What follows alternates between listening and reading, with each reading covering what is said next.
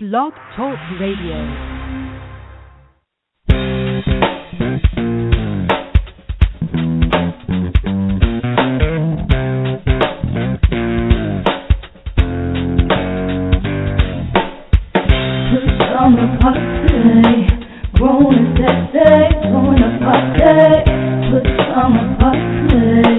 Party crew, keep it real for you. No clothes allowed. It's summer party.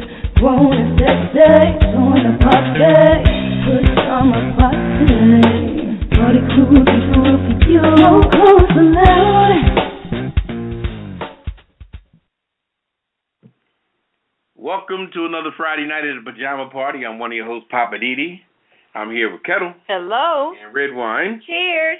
And if you tune in for the first time, the Pajama Party is a talk show, adult night talk show, consisting of topics and current going-ons and hot topics and hit it and quit it and all kinds of stuff that we talk about that's happening in the world today. We don't hold nothing back. The rules are that there is no rules to this game. Mm-hmm. And we're here to entertain you. It's every Friday night. 9 o'clock Eastern time. You gonna try it? Oh boy. 8 o'clock Central time. Here we go. 7 o'clock Mountain time. Mm-hmm. Come on. And 6 o'clock Pacific time. Well, okay. Well, all right. Well. You got that right. And the CP time is 9:15. All right. We have that. Fasten your seatbelt. It's going to be a bumpy night. Okay. All righty. All right. Yeah. Ketel, can you give us a rundown on what we got going on tonight? I sure can. Hot topics tonight. We got some hot ones tonight. This week in politics, off-duty officer kills church drummer. Road rage murder. I'll hit it and quit it headline. Oprah invests in Weight Watchers. YouTube launches new service. Takata airbag fatalities. Pot for pups. Should be interesting. Continue problems for Powerball winner. Atlantic City fake chips user is busted. What's poppin' with Poppa DD? Our weird news, of course. We got ex-cop gets busted for foot fetish. DUI citation in a wheelchair. Man has ear in his arm. Should I repeat that? Man has ear in his arm. Okay. People who pay with pennies. Can you say that 5 times, Redwine? I'm not even going to try. People who pay with pennies. I'm just saying with Redwine, a black host does not equal diversity. Living for the city with Poppa DD. Connections in the job market. How much is too much? My Hollywood wrap-up, of course. We got a good cocktail of the week, agave beef, kiss it list, and always the last word. So sit back, relax, get your favorite cocktail, because that's what we sipping on. We sipping on an agave bee tonight. Yeah, it's quite tasty. Yeah, we'll tell you what's in that a little bit later on. But what's our location tonight? Oh, we are. Yeah, we're on travel this week. At the Paradise Cove Resort in Yasawa Island, Fiji. Ooh. Yeah, we're in Fiji tonight. It's 102 degrees. It's beautiful. And we're all butt naked. We are Poppa DD. Our legs are underneath the table, so there's no obvious exposure, but Redwine always has a silk robe. Yeah. We'll tell you a little more about the silk in 100-degree weather. You know she funky like a monkey. She's funky as hell. Anyway. Go to your room. We'll tell you a little bit more about the Paradise Cove Resort. We're in the Paradise Suite. Paradise Suite. How much was it a night? Yes. 700 and something. Yeah, well, they said if we could get here and get that cancellation, we could have it. Yes, indeed. So we cashed in all of our frequent flyer miles and made a move. Right, we got here. But we'll tell you more about the resort a little bit later. So sit back, relax, get your favorite cocktail, and we're going to come back with the hot topics. How you doing? I'm Poppa DD, one of the hosts of the Pajama Party. And I'm here to introduce you to 2 of the segments I have on the Pajama Party. One is called What's Poppin' with Poppa DD, and the other one's called Living for the City. What's Popping is maybe a topic that really popped at me that week about something really going on that's serious. And on Living for the City, I'll talk about stuff that has to do with the inner city, the suburban life, and life as we know it as far as the hood is concerned. concern and everything thereof, because as War said, the whole world is a ghetto. So we'll talk about all that. So join me, Poppa DD, every Friday for my 2 segments of What's Poppin' and Living for the City.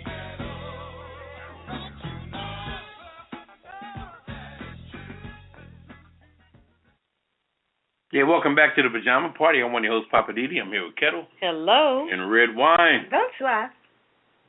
And a lot going on tonight. Who's got the first story here? I'm up first. Gosh, it is muggy here. I know that's The right. humidity is working on my hair. That's muggy spelled menopause. You know what? Muggy. It is muggy in Fiji.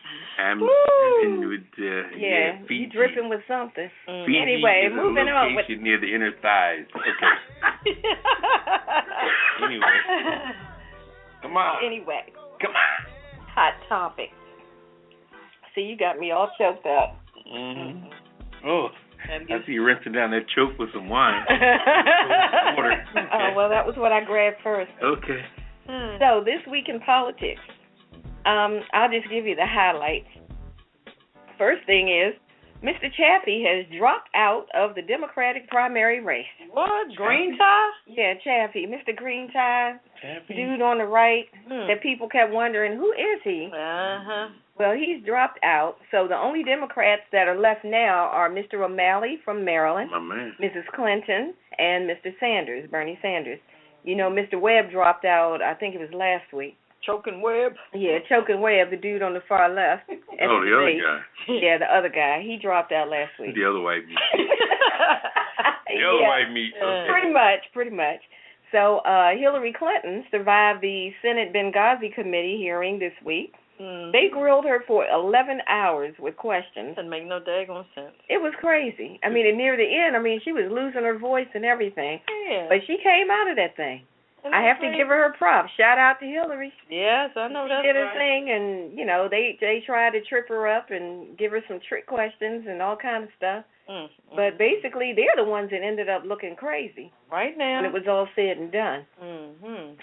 Also this week, Paul Ryan, that's the dude with the real dark hair and the big ears. And the curly hair? No, straight hair. Oh, okay. His hair is straight. You're thinking about Poppa DD's boy, what he calls him Jerry Curl. Oh, okay. My bad. That's Ron Paul, yeah. Well, this is Paul Ryan. Paul Ryan's the one with the widow's peak. Yeah. Oh, okay, gotcha. With the ears that stick out and the dark hair. Well, he's decided now, after they pressed him, that he's going to run for Speaker of the House. What? But he had a whole list of demands. Oh. And basically his demands had to do with, of course, them all agreeing and not going after him. And he wants to be able to put his family before the job. He said the most important thing to him is being able to spend time with his family. And if that's going to be a problem, then he said he's not interested in the job. Right now. So family, does that include mistress or side piece? well, he didn't specify. Okay. But I will say this as a side note. If a woman had said that, they would have said, well, she's not ready for prime time and all. If she said, well, I need to be able to be home with my family and all that, they make an issue of it when a woman says that. But when a man says it, they applaud and say, oh, isn't that wonderful? But she gets He off, wants to be a father and be a good husband, and they all pat him on the back. Yep. I just thought that was an interesting point. And women, women on. got their moves too. They get out of the office excuse too. me. My pee-pee bleeding. I gotta go home. Okay, how many times I heard that one? Are you done? Go ahead. Moving on, Jeb Bush's campaign staff has had their salaries cut because the money is running low. So I guess in order to keep his campaign afloat, he is cutting back on the staff salaries. So I'm just wondering if that could signal the beginning of the end. They get paid? Some people do. You have volunteers, and then you have some people that are paid. You can't run everything with volunteers. You got to have some people that have specific positions that do certain things, like your money people and stuff like that. You would not be a wise person to put that in the hands of volunteers. So whoever's getting paid, they're getting paid less now in order for him to keep his campaign. So did he cut back on the money or fire people? It said that he's cutting salaries. So he's basically just reducing what people were getting paid. I don't know what they were making, but now they're making less. And where'd their pay come from? The contributions? Yeah. I would guess, all their contributions from the PACs and things like that. Cut out a salary, what they're going to get. Yeah. So in other political news, Dr. Ben Carson is now leading in the polls in Iowa over Donald Trump. What? That's an interesting development. And also in the Iowa polls, Hillary Clinton is now showing up ahead of Bernie Sanders. But that's only in Iowa. So we don't know what it is nationwide. But right now, that's what's going on in the Iowa polls. And also, Vice President Joe Biden, if you didn't catch it, has decided not to run for president. He said that he, still wanted to have time for his family to grieve the loss of his son, Beau, and that at this time it wouldn't be the best move for him to run. That's good. But, he did give a really good speech, and he made a lot of points. He actually sounded like he was running. Mm-hmm. But he said in the beginning, I'm not running. So I guess that's like saying, I'm not running, but if I was, right, kind of thing. So, yeah, he did deliver a good speech. And one other piece of news in politics is I have an article about the GOP lawmakers want to make gun silencers cheaper and easier to buy. What? They say that this is about protecting people's hearing. Mm-hmm. So I guess when people are firing guns everywhere, they don't want to make people deaf from the loud noise of the guns going off. Now, how crazy is that? Yeah. House Republicans on Thursday introduced a bill that would eliminate a federal tax on gun silencers and would weaken licensing requirements that currently make the devices more difficult to buy than most firearms. And it's called the Hearing Protection Act of 2015. Now, this was proposed by Representative Matt Salmon. He's a Republican from Arizona, and it was co-sponsored by 10 of his colleagues. And what it would do is it would remove silencers, which are also called suppressors, from the purview of the National Firearms Act, and instead put them in the same regulatory category as long guns. And as the title suggests, the bill's sponsors are framing it in an effort to keep shooters from damaging their ears. Wow. I really don't have any words for that. I just don't understand. Why are they even passing a bill trying to protect people's hearing from the guns that they're firing? And also, silencers are typically used to get away with murder. Yeah. When you want to shoot somebody and not know. And you don't want other people to know that you just shot somebody. Like, sort of the James Bond sound. Pew, pew. Yeah. Interesting. So Salmon's bill would make it easier to get a silencer. It's just as easy as it is to get any other gun or a piece of equipment that goes with a gun. And it would also remove the $200 fee. So if anybody who paid the fee between October 22nd and the law's actual enactment, we get a refund. Now, does this sound like the NRA is behind this stuff? Yes, true. I'm done. I don't even know what to say about this craziness. But, I do have one last thing. Could you please put Representative Matt Salmon on the Kiss It list, please? For this foolishness. Wow. Is that salmon like the fish? Yes, Salmon. He's from Arizona. Wow, that's crazy. And he's red and scaly, I take it. So, Papa, how do you think Hillary did on the when she was on the Hill talking to those fools? Well, I think she directed a lot of attention to the people that perished in all that situation. I mean, that was the thing that really went bad. There was a time when everything was in a bad state. In the results of the Iraq War.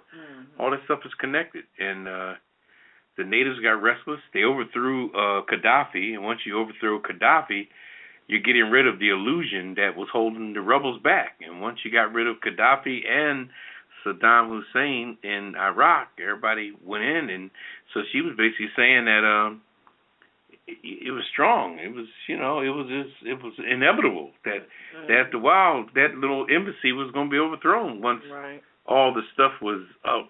It was just sitting. I think that once people didn't realize that they didn't realize that how much illusion that Gaddafi and Saddam was holding. It's just like Putin and Russia. Russia could have their nuclear weapons could be underwater somewhere, dried out, not even working anymore. But Putin is putting on such a strong image, Right. like everything is cool. Yeah. It don't have to be cool, but he's putting on an image like, yeah, we the bomb.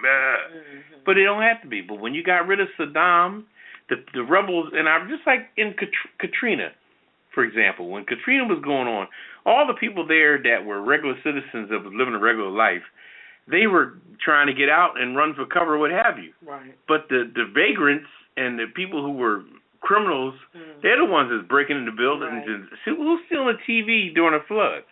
Where are you going to plug a TV in? You carrying a 36-inch TV on your shoulder, and you're walking in 5 feet of water. Yeah. To go plug that TV in where? Yeah. So you got to think who's doing the damage here. Once it's any unrest, people that are criminals have no boundaries. So that was taken over by, and this was he was trying to explain to people that. You guys are pointing fingers at me. There was nothing I could do. This was inevitable. We should have got the Americans out of there earlier, and they didn't. And then because they didn't die most of them died from smoke inhalation, because the fires were so vicious, and they were all trying to hide in a little huddled area, and they just smoke inhalation is interesting based on your lung factor. Will only allow you to live longer, but if you got very sensitive lungs, like myself. That stuff will hit you early. Like the lady, God rest her soul, that died in the metro in Washington, D.C. Right. The one lady that perished in there, because she probably had very sensitive lungs, very sensitive air passageways, and it took her over. So Hillary was trying to hold her own, and, she's been in battles, Monica Lewinsky, anyway, she's been in battles before. So. Yeah, I think she held her own. She's pretty good. She's a very trooper. well. She's a trooper, so what are you going to do? I mean, I still like Martin. Shout out to Hillary. I know that's right. They're trying to hold her as a scapegoat, that's all. Yeah, and it's not trying to beat her down. Some of those Republicans are beating her up. They're beating her up serious. I like what she said today when she addressed some other group. I forgot what state she went to. And she said, I've been called many things, but quitter is not one of them. All right now. I said, all right, Miss Clinton. And you know what? I think this is going to help her campaign. Yeah. And what you said that she just said about not being a quitter. I still like Martin O'Malley. People like that. Okay. He's cool. That's my main man now. All right, we're going to keep it moving then. I got one here. Off-duty officer fatally shoots Corey Jones in Florida. A Florida police officer shot and killed a 31-year-old Corey Jones and his family and friends, as well as investigators want to know exactly what happened and why. The shooting took place early Sunday morning along Interstate 95, and this officer, Noman Raja, the Palm Beach Police Department, stopped to investigate what he believed was an abandoned vehicle. He was on duty wearing civilian clothes and driving an unmarked police car. His name was Chief Stephen Stepp. As the officer exited the vehicle, he was suddenly confronted by an armed subject. As a result of the confrontation, the officer discharged his firearm, resulting in the death of Mr. Corey Jones. So it sounded like he panicked to me. Yeah, it does sound like it. Yeah. And wait, they said he was off duty? Or he was on duty? He was on duty wearing civilian clothes and driving an unmarked car. I mean, sometimes they do that, in unmarked cars. It says police recovered a handgun at the scene, which paperwork showed Jones had brought 3 days prior to that shooting. Legally. All officials have not said whether the gun was fired. There was no dash camera footage, of course, of the incident, nor was the officer wearing a body camera. Right. I guess because all states are not into that yet. I guess they're working on that. And the fact that a dead man can't speak on his own behalf. Right. That was really convenient that he didn't have the story that the officer's telling us. My particular take on it is the fact that I think that when he approached the gentleman on the highway, he didn't know the person was there. Now, the car was disabled. A car could be disabled in I guess, 2 different fashions, mechanically or power-wise, Now, if you're mechanical, chances are your battery's working, you still got power for your flashers or what have you. But you could have a whole power thing where there's no flashers at night and what have you. So once the police officer approached him, he probably approached him with the fact that, I'm approaching his car, but then the gentleman that got killed probably startled the police officer out of nowhere, popped out of nowhere, and he probably said he had a gun. And during police practices, what they do is put the headlights on the assailant because it blinds you like the sun. And once the person raised the gun in the air or to protect himself, you know, being he couldn't protect himself from his black skin, though, which is the sad part of things. His black skin was attached to the gun. So that's just an opportunity for people to unload based on the fear and thinking that we're just, you know. But I'm trying to understand, why was the guy pulled over? I mean, what was he doing on the side of the road? Well, his car broke down. Oh, his car broke down. And he called for help. Okay. He had people coming to help him. Yeah, he had somebody coming to help him. So he was still in the vehicle? In the vehicle, outside the vehicle, wherever he was. But when he got confronted, I think the police got startled himself and then just unloaded, you know. But, you know, it's just a sad case of, why don't you call for backup so you can surveillance the area or tell the person to throw your gun down. But nowadays, people are just unloading, and we're getting immune to that, where we think that it's a normal thing, or there's an excuse for it, or this is what happened, or maybe he did this or did that. You know, when one person's shooting and the other person's gun wasn't even fired, that just tells me that, you know, Mr. Trigger Happy just was, you know. It sounds like something more to the story than that, because fish to me. If he just pulled over, you know, for the not traffic stop, but the car was broke down. He should have been asking the guy, well, how can I help?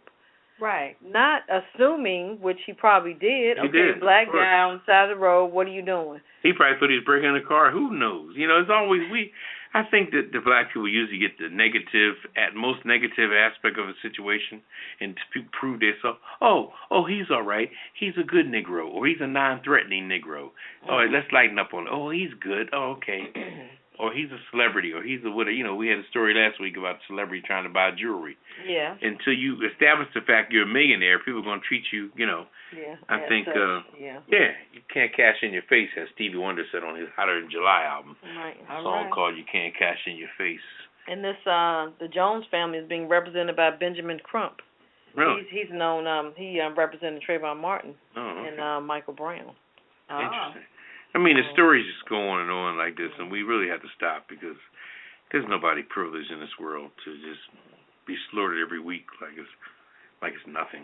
Mm-hmm. And this guy, says he was a drummer, and he also worked at the Delray Beach Housing Authority.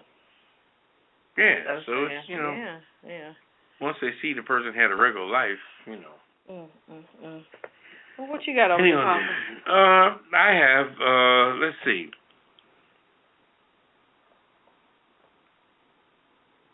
Yeah. You out of Albuquerque? Yeah, is that New Mexico? Yeah. Albuquerque, New Mexico. The police have arrested a 32-year-old man and charged him with the murder in the alleged road rage, killing a 4-year-old. Okay? Who was caught in gunfire as she sat in the back seat of her father's truck. His name was Tony Torres. He was arrested Wednesday, and he apparently admitted to the shooting that caused the death of the child. So what happened was 2 vehicles were cutting each other off Tuesday afternoon on westbound Interstate 40 in Albuquerque, according to Officer Simon Dorkitz. The sole gunman, one of the drivers, he pulled up to the vehicle carrying the girl and just opened fire. So he was trying to get back at the person driving. He said he cut him off, and he pulled up to the car and just threw around in the car. You know. Didn't he know the little girl was in there? Didn't know the little girl was in there, and the little girl's name was Lily Garcia. And she's a cute little girl. Yeah, the father was driving a red pickup. He just picked up Lily and her 7-year-old brother from school, and the kid sat in the back seat. So and the mother wasn't in the car. So did the other kid get injured? No, this is one shot fired. And hit the 4-year-old baby. And the gunman, he was only occupant in his vehicle, and there were 2 children in the truck, and that he decided to open fire because he wanted to get back at him for cutting him off on the freeway, and the bullet went into the back of the little girl's head. And what state was this? Albuquerque, New Mexico. People carry guns. I guess it's starting to be open policy. Don't let them get a silencer. I mean, you have gun gun shows and everything out there today. Guns are not only they're not just people think guns are manifested in the hood or something like that. These guns are manifested at gun shows, and you ever ride on the highway down south or anywhere and you see gun show? Yeah, Civic Center. Big signs and if you ever go on one of these civic centers, these gun shows, you will see a gazillion guns. I can imagine. People open up a folding table and just the guns are laid out. They are laid out. Let's say used to ride the shotguns, have them posted behind the window in the car, right? In the truck. Yeah. For hunting, I guess. I don't know. Well, I'm glad I haven't seen any in Fiji. I know that's right. Everything's beautiful here. I know that's right. The bartender coming back? Yeah, on this next break. I already told him come on back through here. I know that's right. Well, since we're talking about it, let me tell you where we are. And we're at the Paradise Cove Resort in Yasawa Island, Fiji. We're at the Paradise Suite. Poppa DD doing a hula. We have a beachfront Paradise Suite. Offers luxurious serenity, a private plunge pool, hanging day beds. We have our own little mini bar. We got our 50-inch screen TV, air conditioned, of course, and a private bartender. Hello. Mr. Bartender, we need another round. I know that's right. All right now. All right. So we're going to take a little CC break. Yes, ma'am. All right. We're going to come back with the hit and quit headlines. Girl, what are you using on your skin? And your hair looks so thick and beautiful. I've got a secret. I know you're going to share it with your girl. Well, just between you and me, I found a new product that makes my skin glow and my hair fabulous, too. It's bull semen. No bull. Stop playing. For real. Bull semen gives me this glow and keeps my skin nice and soft and feeling good. Where in the world did you get bull semen? From a bull, of course, but only my distributor knows for sure. I can hook you up. Check it out. Bull semen is great for your hair, nails, skin, and everywhere else where it doesn't feel right. Just warm the tube of bull semen. Put on some Barry White music, massage the tube using slow circular motions, and when the semen comes out of the tube, put some in your hair, on your nails, on your skin, and wherever you want. Before you know it, you'll be glowing, your hair will be growing, and your friends will want to be knowing. I'm ordering my tube of bull semen today. Order 2. I'm almost out. Bull semen. Do not use internally, or pregnancy could occur. And we're not responsible for that. Order yours today. And that's no bull. Welcome back to the Pajama Party. I'm one of your hosts, Poppa DD. I'm here with Ketel. Hello. And Redwine. Bonsoir. Hula hula. And next we have our hit it and quit it hotlines of things going on. If you guys are just joining us, we are at the Paradise Cove Resort in Yasawa Island, Fiji. It's so beautiful. Yes, it is. Poppa dee papi da pa, Poppa dee pay. You can see the view that we see. You know the sun set down in the carnival. All righty then. Let's hit it and carnival. We can hit it and quit it, Papa. All right. Feeling this beach now. I see. All right, who's up first? Oprah invests in Weight Watchers. I know everybody's heard the news, Good girl. Yes, it is. Media mogul Oprah Winfrey will buy a 10% stake in Weight Watchers International, adding her celebrity and consumer appeal to a diet brand that has been shedding subscribers. Shares of Weight Watchers soared on the news of Oprah's $43.2 million investment, closing up 105% at $13.92 on Monday. More than 71 million shares changed hands on U.S. exchanges, the busiest trading day in the company's history. Weight Watchers has suffered from a shift to what U.S. consumers consider to be healthy, as shoppers increasingly choose natural foods over diet foods, the diet program. It says Winfrey's frankness about her decades-long struggle with weight loss may help revive the brand. She says the good thing about picking Oprah, the guy Neil Saunders, he says the good thing about picking Oprah Winfrey is that although she is very much a really strong media personality, lots of people still see her as being an ordinary person. So it says Weight Watchers initially approached Winfrey about a partnership, and she began using the company's weight loss program 2 months ago. Okay. So that's why she's been slimming down. Also, she's going to be on the board, Weight Watchers board. And says Winfrey will buy nearly 6.4 million shares of Weight Watchers at Friday's closing price at $6.79 per share, and she will receive options to buy another 5%. So it says if Winfrey exercises those options, she will become the second largest shareholder in the company. She is making that money. I know. Shout out to Oprah. I think she should open up her own Weight Watchers thing, though. I really do. I don't think that Oprah should have, why would you join up with other people when you're a billionaire? That's easy money, Papa. Yeah, but why? What do you need to? It's just easy money. She don't want to do no work. I think she's being lazy. She don't want to do no work. Yeah, but why recreate the wheel when it's already working? Yeah, she's 61 years old. She don't want to do no hard labor. She's going to make somebody else rich. Cotton.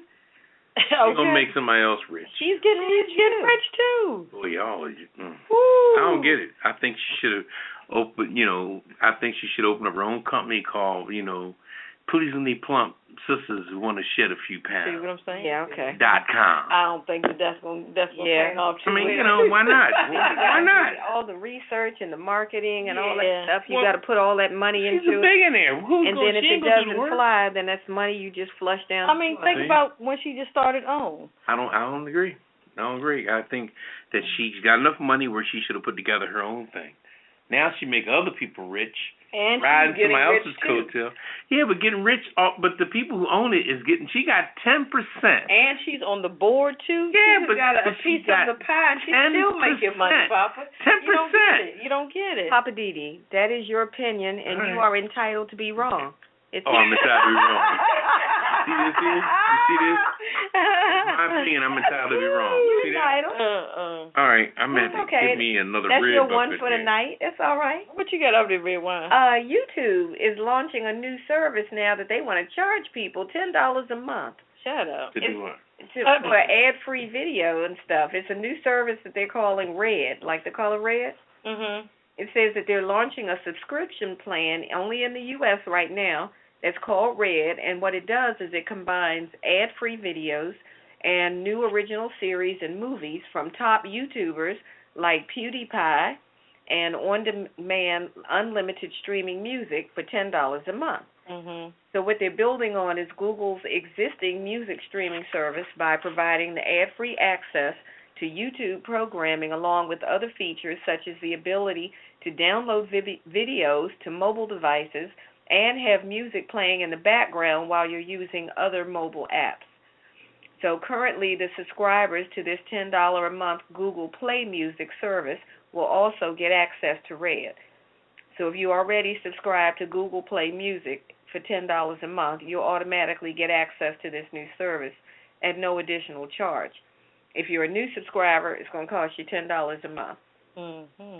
So, it looks to me like they're basically saying it's almost to me like when you look at apps on your phone, you go to the Play Store and you get an app that's free, and then they have the ad-free version that you can pay for.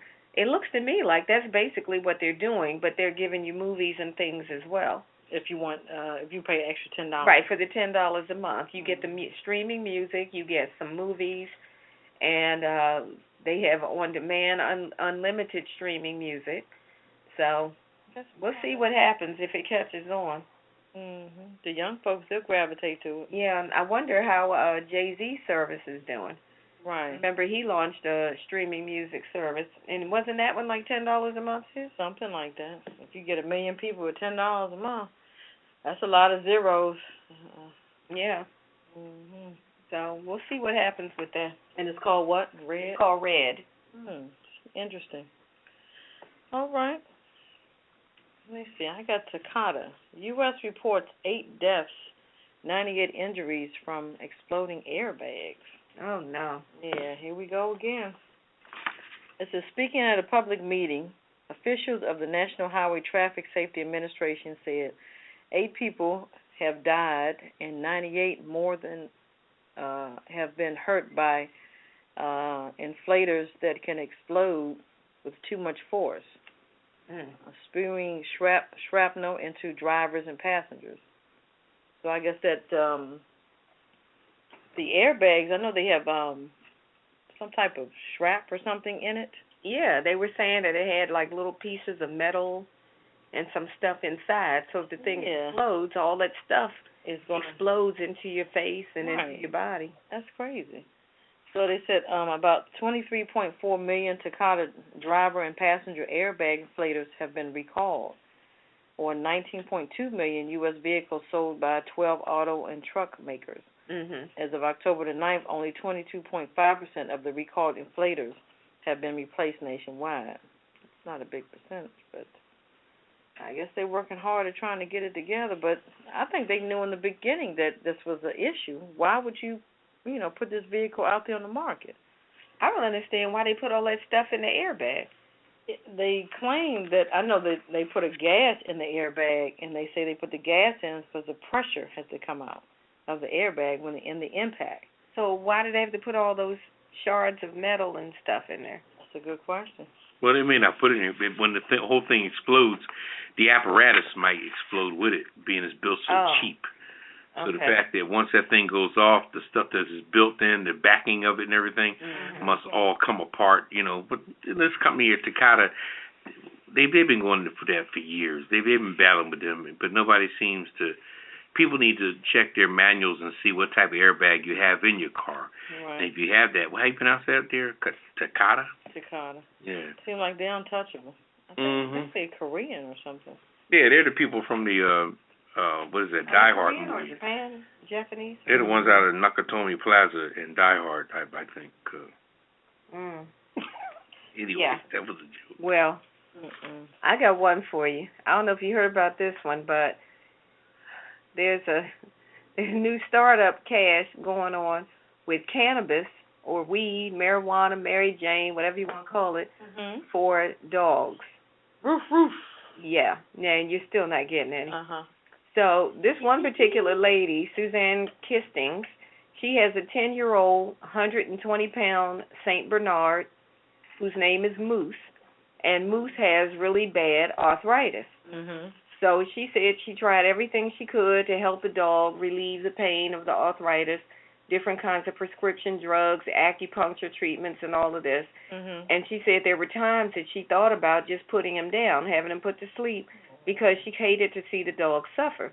And then someone, I guess, gave her this information about a new treatment called medical pot. And it's a controversial approach to treating pain in animals, and it's drawn some criticism from people like the ASPCA, the Food and Drug Administration, and the American Veterinary Medical Association.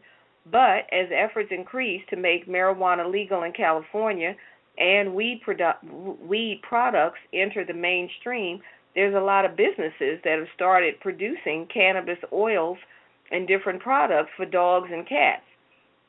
And, people are saying sometimes it kind of crosses the line between what's considered to be scientific backing as far as these products, and these products are illegal under the federal law. But in California, medical marijuana is legal. So, in other states, we know medical marijuana has now been legalized. But if dosing your pets is still kind of in that gray area. So right now, the ASPCA is saying that they do not support using marijuana for pain control in pets. and there's been no scientific studies that are acceptable by them to compare whether or not this is considered to be an acceptable treatment. So we'll see what happens. You know, Los Angeles right now, there's a company called His in Los Angeles that's selling medical marijuana products across the state, including in the Bay Area. So right now, Miss Kisting said she's been giving the oil, cannabis oil, to her dog, and she said now he's walking around like a puppy. She said it's given him years back. He can walk a lot further, and he can even get up and down the steps. And she said that this has worked a lot better than all these other treatments she tried, and it's a lot cheaper. Because this only costs like $45 a bottle and lasts for about 2 weeks. Mm-hmm. And I guess all the other stuff she was using was a lot more expensive, and it yielded less or no results. So pot for pups. Pot for puppies.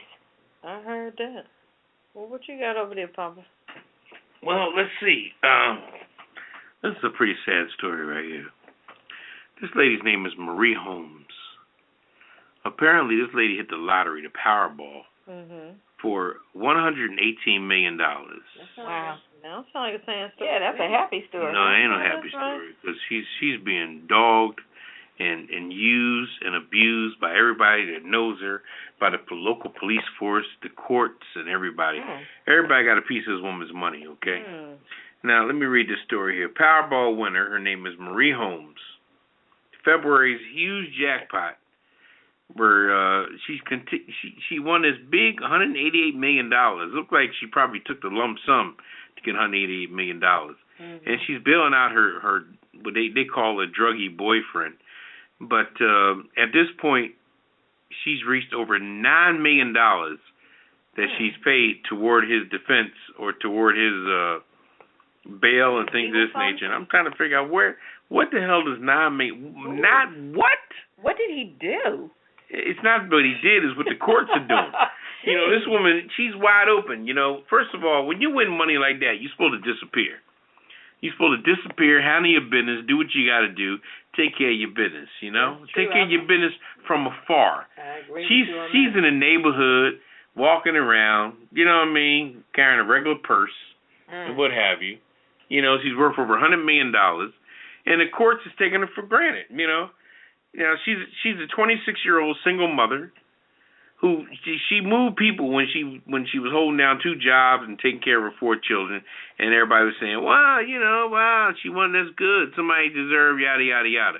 But then she got this boyfriend named Lamar McDowell, a.k.a. Hot Sauce. Hot Sauce is his nickname. Can we put Hot Sauce on the kitchen? Okay, yeah. Because he already sounds like he needs to be right on the kitchen. Yeah, now Hot Sauce. All right. He was arrested and charged twice this year for possession of drugs and marijuana. Drugs and marijuana? Okay. Drugs and marijuana, and recently on possession of a firearm, which is a felon. His arrest back in July was initially over breaking curfew, but police found drugs in his home. Hot sauce. Okay? The first 2 arrests totaled $9 million in bail money. Good grief. Now, how the hell does anything... Those little charges? $9 million. That, like I said, the courts is in on her money. Everybody's in on this woman's money. I think you're right on that one, Papa. I okay, think she that's ridiculous. You know, she borderline on stupid. All right? I mean, I don't mean no disrespect. Borderline. But, yeah, that's straight stupid. So... Wow. So the Powerball money is being used to pay McDowell's bond fees, and it's just over and over saga that she's putting out money. The latest bond paid by Holmes for McDowell was $10,000. She paid just to get him out of jail, $10,000 cash. Right. At what point is she gonna cut her losses? I don't even think she knows. I'm saying, homegirl. You might have a serious issue here. And then you got a newspaper there called the Global Grind. They reported that on October 21st that Marie Holmes' Powerball money was intended to be used for getting her education, ensuring that her children would be taken care of for the rest of their life, and donating other funds. But Holmes said that her plans have not even gone into effect with anything. She has a child that has cerebral palsy, and he's lacking medical care now because most of her money is going toward the child. She messing with hot sauce. So, Wow. Girl, wake up. What's her name, Marie? Marie Holmes. Are we going to have to put her on the list? Oh, Lord. Because that is kind of crazy. She's already there. Marie Holmes or hot sauce? Both of them. Marie Holmes. Both of them are stuck on stupid. Yeah, like I said, she has a child that has cerebral palsy, and feel for the child. and nothing's getting paid right now because she's too busy. The courts everybody's taking her for granted. They're dogging her. I think you're right on She's getting that. dogged on all four sides. People see money and an easy prey, and the courts is getting it. But they're gonna have picnics and barbecues and state. Yeah, they taking cold-blooded advantage. Are you kidding me? The softball game Hot next sauce summer. is taking advantage of her. The courts are taking advantage of her. Everybody. She's not living up to what she's Everybody. supposed to do. That's a mess. It's a mess. Well, what else you got over there, Papa? You got one more, right? I got Atlantic City. Uh-oh. Fake chips. Fake chips. Yeah. Potato chips? Can you do that? Potato chips? It was a man who brought fake chips to a poker tournament. Uh-oh. Okay? A poker player is going to prison for bringing millions of dollars in counterfeit chips to a tournament in Atlantic City. Oh, my goodness. Atlantic City, for people in Philadelphia, is better known as Chicken Bone Beach. Chicken Bone Beach. He has some fake chicken bones. All right, so a judge on Thursday sentenced, his name was Christian Lasandi, to 5 years in prison. He also must pay $463,540 in restitution to the Borgata Hotel, my favorite place in Atlantic City. He needs to call Marie. She'll give it to him. Casino and spa for the revenue it lost when it canceled the 2014 tournament in Atlantic City, and $9,455 to Harris Casino for damaging its plumbing. What the hell? What's that got to do? What did he do to the plumbing? Oh. He put the chips down the... I was going to say, what did he do? Flush the chips? Yeah, I think that's what he did. Put the chips Man, down 43, the toilet. yeah. He was 43 years old. He's from Fayette, North Carolina. Pleaded guilty to the trademark counterfeiting of the criminal thing.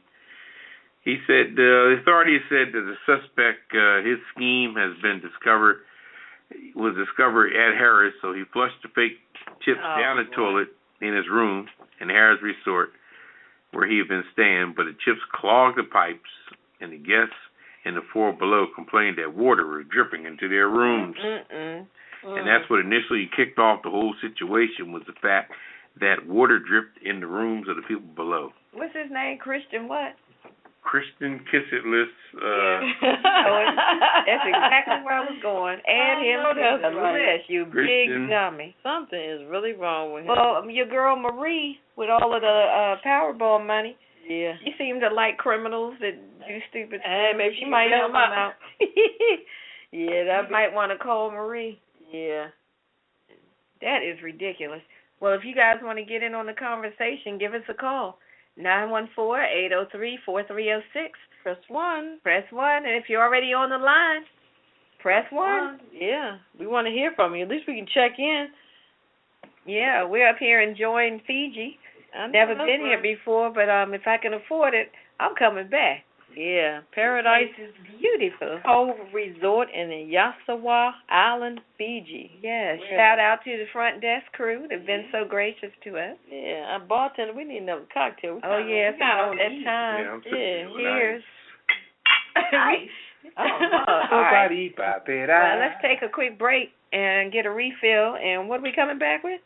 What's poppin'? All right now. What's poppin'? Poppa DD. So I was looking over the Cocktail of the Week archives, and we've had so many really great drinks over the past year and a half. We've had our original signature drink called the Pajama Party, and a game changer, and of course we have the last word. I like the Revolution. It was Hennessy, lemon and lime juice, agave juice, and bitters with jalapeno slices. Ooh-wee! I like that Crown Royal Flush with the Crown Royal, peach schnapps, and cranberry juice. Oh, yeah. And one of my favorites was the, what's it called? The Dutch Mule. Yeah, the Dutch Mule with the Ketel orange vodka, lime juice, and ginger beer. There are so many to choose from on the apajamaparty.com website. So check out the Cocktail of the Week archives to to get the recipes. And you can find out how to make the cocktail of the week and sip along with us. Are there instructions there too? Sure they are, along with pictures of the drink so you know exactly what it's supposed to look like. So what's that y'all got in your glass? This is a boomerang. Well, I got a kinky read over here. And I got the aviator. Get the recipes at www.apajamaparty.com and click on Cocktail of the Week. Cheers!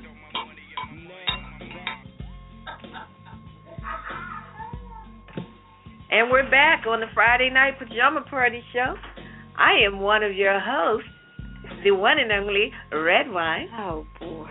The sweet and Rouge. I am here with Ketel. Hello. And Poppa DD. Yeah, I'm here. Uh-huh. Oh, I see the bartender has returned. Thank you, dear. Yes. I like that little sarong thing he has on. Uh-huh. Ooh. If you guys don't know, we are at the Paradise Cove Resort in Yasawa Island, Fiji. We are in the Paradise Suite. We got our own bartender.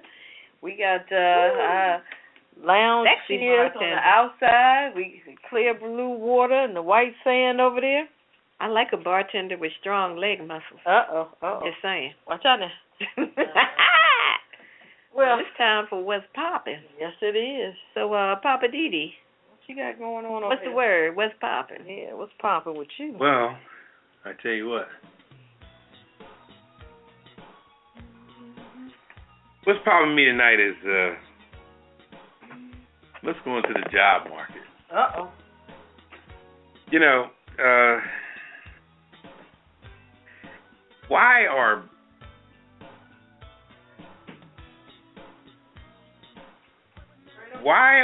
bosses, supervisors, team leaders, whatever you want to call them, jerk-offs that lead you, why are they working so hard to get involved with some of the smallest stuff? You ever notice that? You be sitting there doing some mediocre shit at best. And here comes your boss over your shoulder, Monday morning quarterbacking your ass. Monday morning quarterbacking mean that they can oversee something from afar and tell you what you should be doing. You know what I mean? Mm-hmm. What you should be doing or how you should be doing it. It's really amazing how somebody is telling you what to do with the hand grenade. Once you pull the pin out of it, they're telling you what direction you need to throw it in. Okay. Now, being the fact you pulled the pin out of the grenade, you should be the one directed in throwing the grenade. But, I think the job market, people are bored. I think that once you reach a level of supervision on your job, you should try to forget about the position that you had already. Okay? You kissed ass to rise above. So now that you have rised above, stop going back to where you've been trying to jockey the people that you used to be a part of. Why don't you try to keep going forward and jockey somewhere stronger, learn new things. Forget about the old stuff. But people get a promotion, they can't get out of their old department. You ever notice that? They get the promotion from a department they used to be in, and now they keep hovering over the old department like a stealth bomber. I'm going to just circle this area because I used to be in this area, and I'm going to tell y'all how y'all should do it. Well, first of all, I'm just here to do a job. I'm not here to do a job like you did the job. You know what I mean? Because everybody got their shortcomings. We know every coworker we have has their shortcomings, and we know their shortcomings. But some people like to put the emphasis on what they think they're doing well, so their shortcomings can be kind of, Mm-hmm. You know what I mean? Could be, help me out, Redwine. You mean like to emphasize them? Yeah. Highlight it? Right. Mm-hmm. Highlight what they think they could do, but anyway, getting back to the subject at hand. The saying is to dress for the job that you want, not for the job you have. So people start doing that. They start dressing different. You ever see when your coworker is trying to get a promotion, you don't even recognize their ass no more? They dressing different, looking different, acting different, hanging with different people, going to lunch with different people, kissing new ass, hanging in different areas in the lunchroom. They sitting at a different table, warming up their shit in a different microwave. I'm like, God damn, you don't use the microwave on the left-hand side no more? Oh, no, I use the manager's microwave, yada, yada, yada. I use the fucking Kenmore. I don't use that old, You know what I mean? It's so interesting how people jockey today in this world to get what they think they want when they look stupid as hell, because as the saying goes, the same people you meet going up, you're going to meet coming down. Well. Okay, let me say that again. The same people you meet going up, you're going to meet coming down. It starts off with as chances go around. The same people you meet going up, you're going to meet coming down. And that may sound like a cliche, but it's so true. And you have not gained anything based on more money in your paycheck. What does that do? Life is about money management. It has nothing to do with how much you're making. It really has to do with good credit, first of all. Good credit and the ability to manipulate the loan officer to get what you want. It's got nothing to do with all the, you could be making $150,000 a year, but hell, if you ain't, if you're not a cordial person that has all your ducks lined up right and your debt to ratio money is all in perspective, you ain't getting jack. So all I'm saying in a nutshell, I'm going to close it out because, Redwine and Ketel's looking at me funny. Anyway. I'm just wondering where the bartender went. I like to say to all the supervisors of the world out there, if we have some listeners out there that have just been promoted on your job, be cool, okay? Handle your business. If you moved away from a job, stay away from that particular area. They don't want you no more. You left. They're trying to move on. They hired somebody new to take your place now, okay? You left a vacancy, and the vacancy was filled. So move forward. See, the problem is people that get promoted, they can't hang on the stronger level up top, so they got to keep going back to where they came from and keeping their strength down that end. Because their wings ain't strong enough to fly in the other hemisphere or atmosphere, so they hang down low with the people where they used to be and act like they got big wings in a small place. Like them in the horse they rode in on. All right. How about that? I'm dropping the mic. There goes the mic. I'm dropping the mic. Here we go. Microphone is coming out of your chest. I ain't scared of you, mother. Guys got any questions or comments on what Papa's talking about? Or if you guys want to replenish any mics that we done dropped. Yeah, we've been dropping mics. Hit us up that in the tonight. 914-803-4306. And press 1 to check in, or we want to get some shots of tequila in tonight, so check in. So we're going to take a little CC break, and we're going to come back with the weird news.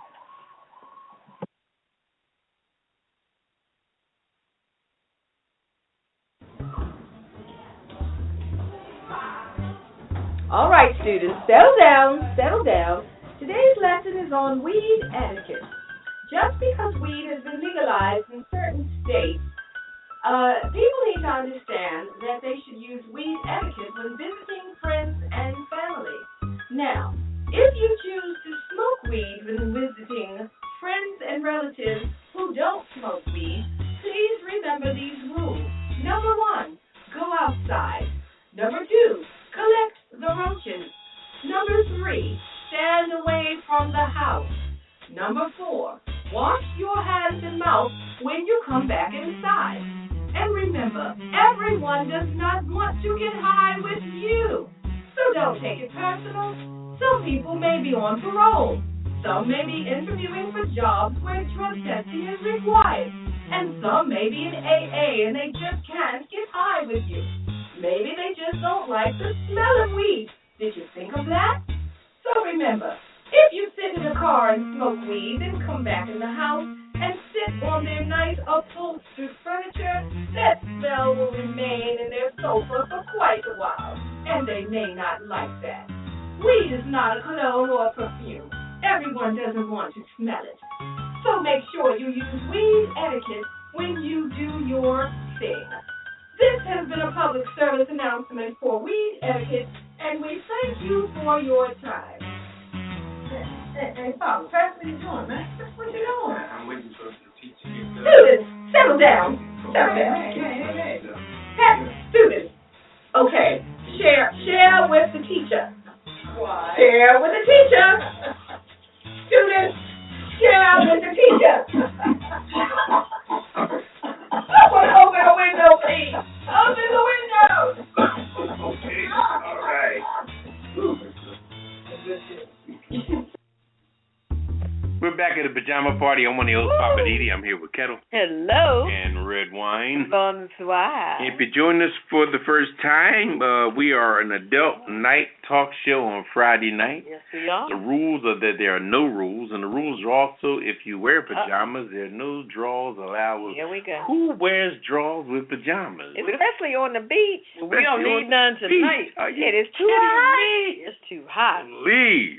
But it's beautiful. If you guys didn't know, our location tonight, we're at the Paradise Cove Resort in Yasawa Island, Fiji. We're in the Paradise Suite. They happen to have the cancellation, so they said we can get there ASAP. It's ours. So the flight was 17 hours. Yeah, we're a little tired. I got drunk on the flight because I don't like to fly. The only thing I like about flying is taking off and landing. All right. I went to sleep. Yeah, and I'm not gonna say what I was doing, but anyway. Okay. This suite has its own mini bar. We have our own personal bartender. We have complimentary room Wi-Fi. We have a 50-inch TV. We have a 50-inch what? TV. Oh, okay. With oceanfront view. Yeah. And this view is beautiful. Yeah, and that fine ass maid to clean the room earlier, she's still hanging around. All right, yeah, that's okay. Okay. That bartender is making it happen. Is Pierre gonna make it tonight or no? We're gonna do. Oh, okay. All right. I am on my own. Anyway. Woo-hoo. You're gonna get into some weird news. Yes. I got some weird news for you.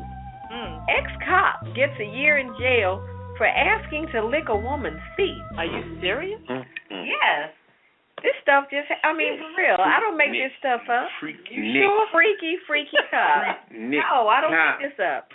This is out of Houston, Texas. In America? Yes, in America. Oh, Lord have mercy. Houston, Texas. A suburban Houston school district police officer who pulled over a female motorist and then asked her to lick her feet has been sentenced to 1 year in jail. Are you serious? The man's name is Patrick Quinn. He's a 27-year-old former Cypress Fairbanks School District police officer, has pleaded guilty to what they call in Texas official oppression, which means to abuse your authority over another person when you work in an official capacity. He was sentenced on Wednesday in Houston, and according to the court documents, Quinn stopped a woman in August back in 2014 and found marijuana paraphernalia in her vehicle. But he told her he had a foot fetish and that he would let her go if she let him lick her feet or if she would give him her underwear. OMG. Investigators say that he then changed his mind and let her go. So I'm thinking she probably looked at him and said, "You nasty freak. I will call the cops on you, cop." And he probably told her, "Okay, never mind, forget it, just go on. Wow. I'm going to let you slide this time with a warning." And she probably said, "Okay, thank you." And she got right on her phone and said, "Y'all better get this freak." But I'm saying, I'm trying to figure out, how do you see her feet? He told her to get out the car or something, or? Feet. They know you got feet. Oh, God. He's a foot freak. And he figured, you got 2 feet, let me lick them. And I guess she must have looked at him like, what? And then he said, "Okay, let me have your underwear." And she was like, what? OMG. People, they crazy. Moving on. They are crazy. What you got over there, Papa? In other weird news, I got a man on a man was given a DUI citation, which is driving under the influence. And being this is weird news, we know it just ain't no regular driving under the influence. Yeah, we know that. Okay, this is weird news hour. So this man was in what's called Conyers, Georgia. Conyers. A Conyers man was accused of DUI and public drunkenness while operating a motorized wheelchair in a grocery store. What? In a grocery store? Grocery store. He was shit-faced and drunk. And he was in a wheelchair? Yeah, motorized?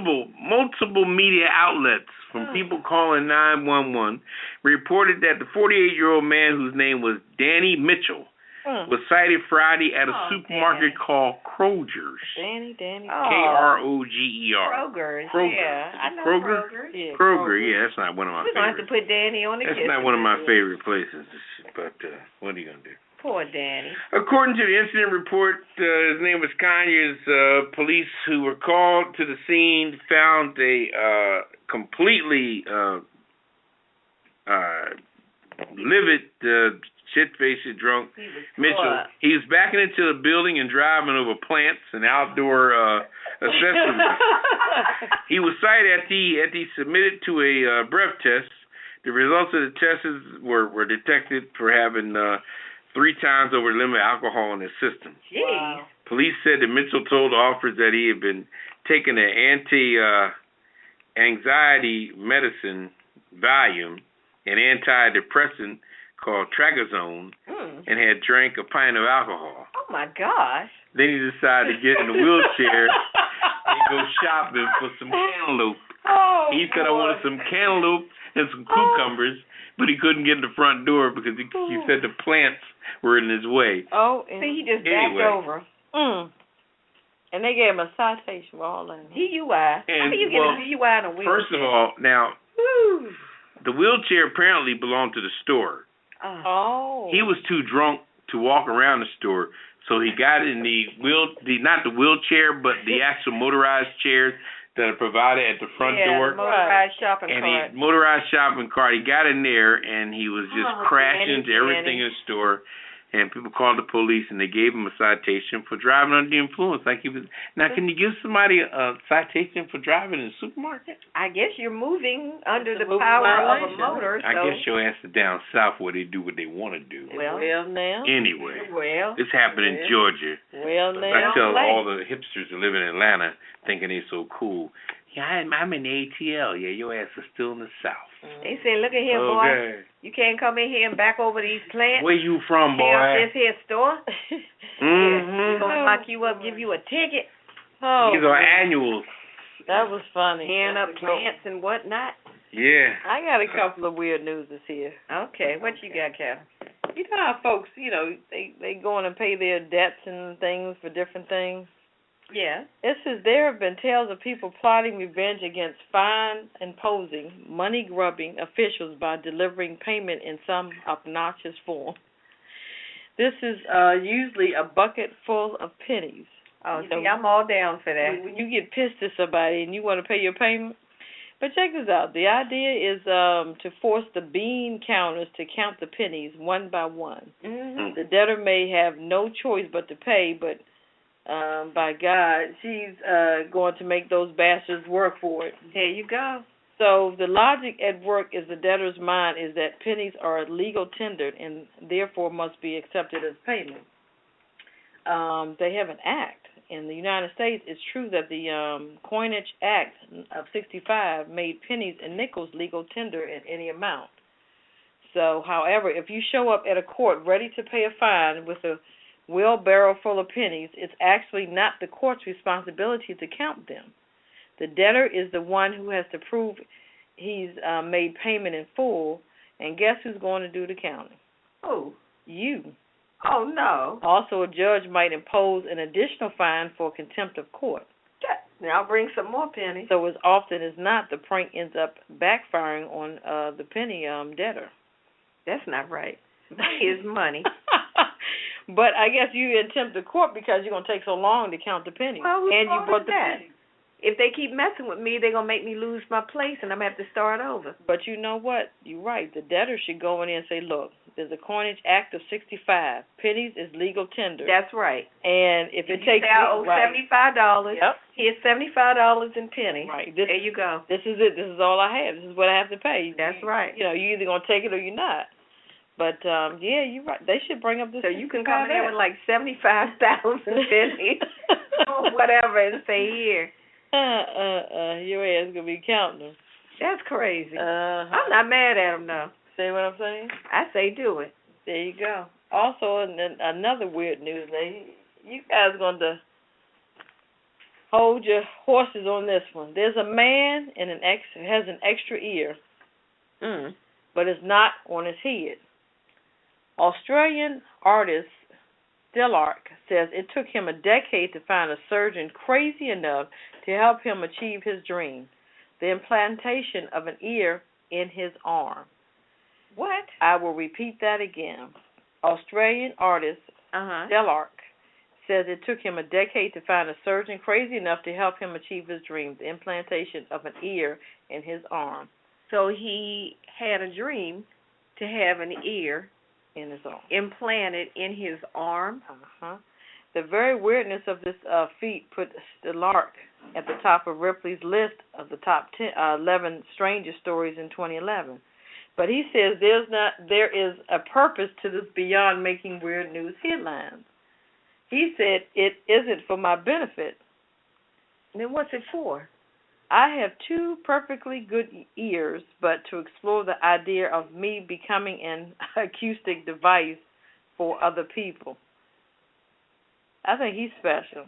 So he wants to have the ear in his arm. The ear is in his arm. I have 2 perfectly good ears, but to explore the idea of me becoming an acoustic device for other people. That's the benefit. So is this a functioning ear? It sounds like it is. So it has an ear. It's not just an ear. It has an eardrum that's connected to the brain and everything else. That is crazy. Also, he said his next project, he wants to install a microphone in his implanted ear and hook it up to the internet, so people all over the world can hear what his arm is hearing. You know what? Stay away from him. Stay away from this man. You know what? I know exactly what his arm is hearing. What's that?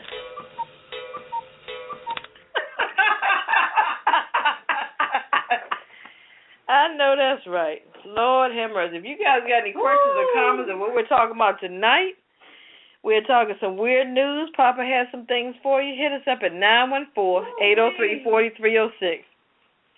I don't know what to say about that. Press 1, please. If you want to get in the queue so we can see who we're talking to, we want to talk to you tonight. Matter of fact, we're at the Paradise Cove Resort in Yasawa Island, Fiji. Catch that bartender before he leaves. I know that's right. Replenish our cocktail. We're going to take a quick break and go chase the bartender. Okay. We'll be right back. All right. It's another Friday night at the Pajama Party Show, and we're here with our PJs on because you know we don't allow clothes in here. If you enjoyed the Pajama Party Show, why not invite a friend or tell a neighbor to tune in right now? Go ahead and text them. I'll wait. Tell them to call us right now at 914-803-4306. And if they want to join in on the conversation, tell them to press 1 so that we'll know they have something to say. We'd love to meet your neighbors, friends, and relatives, so send them a text, email them, or call them up and tell them to join us for the Pajama Party live on Blog Talk Radio. The more the merrier.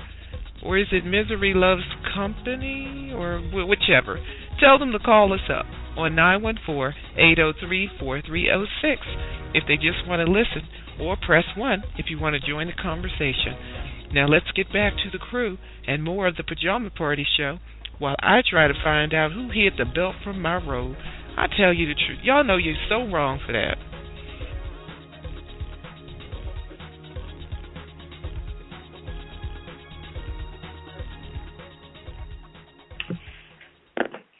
We're back. Friday night, Pajama Party Show. Hello. I got sidetracked messing with the bartender. He's so cute. This is Redwine. Bonsoir. I'm here with Ketel. Hello. And Poppa DD. What's going on? Got the little mouse back there. Oh, you went and got the room service tray. The bartender didn't serve me. He just served the chicks, so I got to go back there and roll my own. Oh, you went and got the room service tray. I was trying to save that until later. Well, if you guys are just joining us, we are at the Paradise Cove Resort in Yasawa Island, Fiji. We're in the Paradise Suite. We got our own personal bartender and a little mini bar also, too, for late night snacks. Oh, yes. But I'd rather the bartender serve me. Okay, I ain't messing with that. Clear blue water and the white sand. Mm-hmm. We're gonna take a little skinny dip later on. The black people on the white sand. That's the after party after the pajama party. Oh yeah. What you got over there, Redwine? So tonight, okay, I'm just saying, a black host does not equal diversity. Okay? Let's get that straight. A black host does not equal diversity. Go on with it. Okay, so Chris Rock announced on Twitter on Wednesday that he's coming back to host the Oscars in February of 2016 for what is now going to be the second time. Now, he last hosted the 77th Oscars back in 2005. Yeah, it's been that long. You wasn't back really? It was the 77th Oscars in 2005. Wow. 10 years ago. No. And I'm sure he's going to do a great job. So, shout out to Chris Rock. Chris Rock. What's up, Chris? But, some critics gave him a hard time when he hosted before because mainly they just couldn't take his humor. Because you know how he makes jokes and cuts on people and stuff. He said truth. He puts the truth out. And there were those people, who just had a hard time with that. Because he doesn't have cut cards. He just puts it out there. And I appreciate that, for real. Boy. But here's my issue. Now, we know how the Oscars are not known for their diversity when it comes to who gets the awards. Not at all. And it's a big deal to get one of those little golden statues when you work in the Hollywood industry.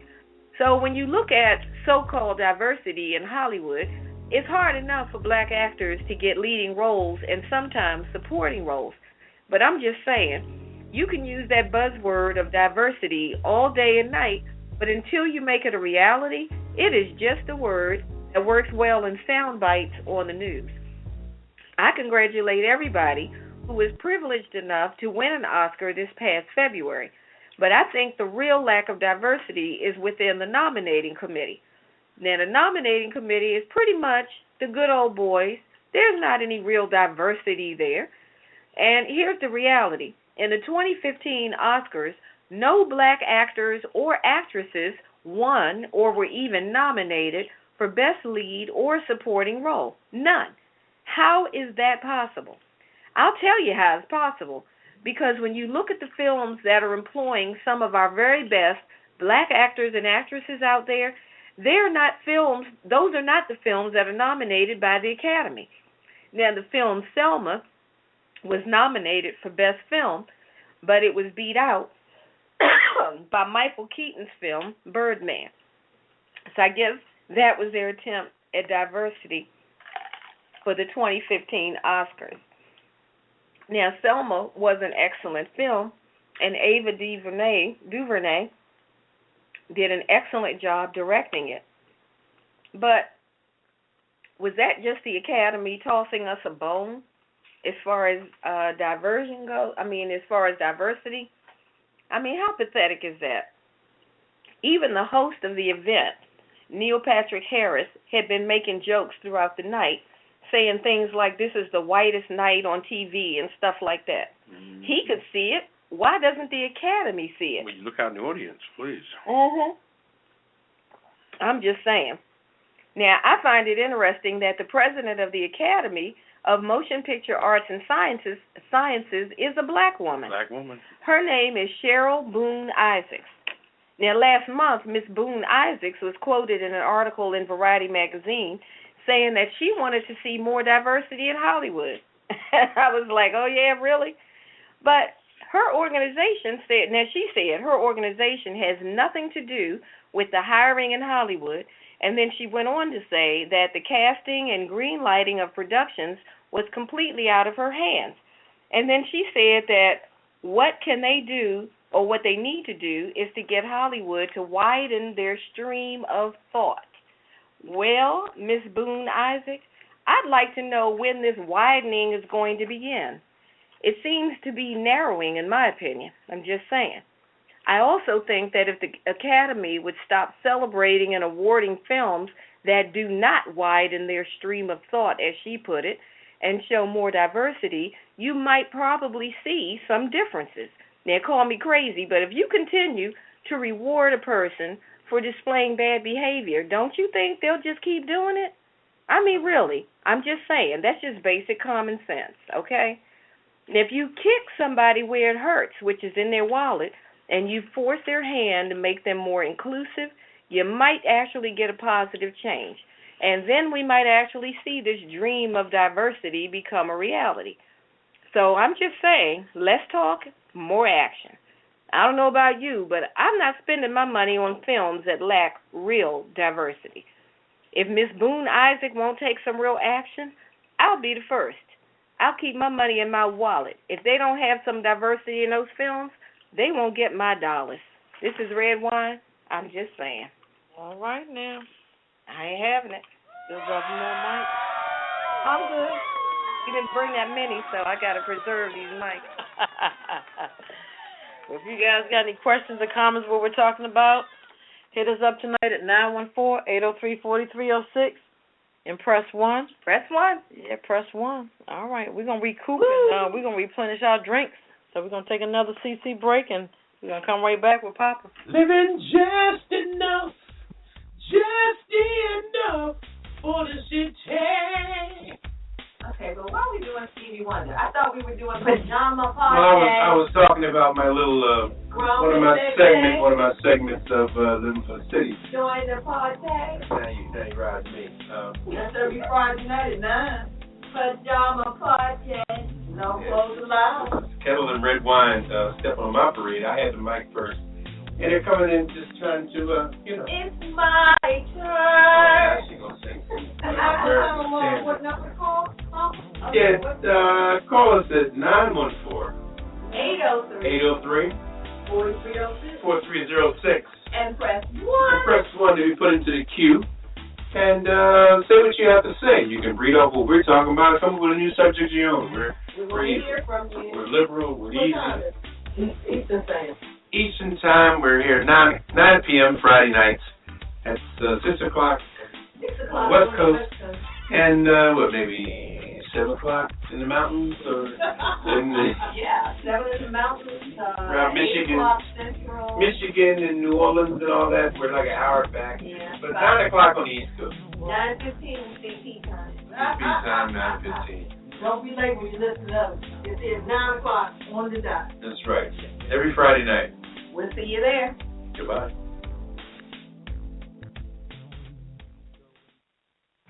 Welcome back to the Pajama Party. I'm one of your hosts, Poppa DD. I'm here with Ketel. Hello. And Redwine. Woohoo! If you join us for the first time, we are an adult night talk show on Friday night.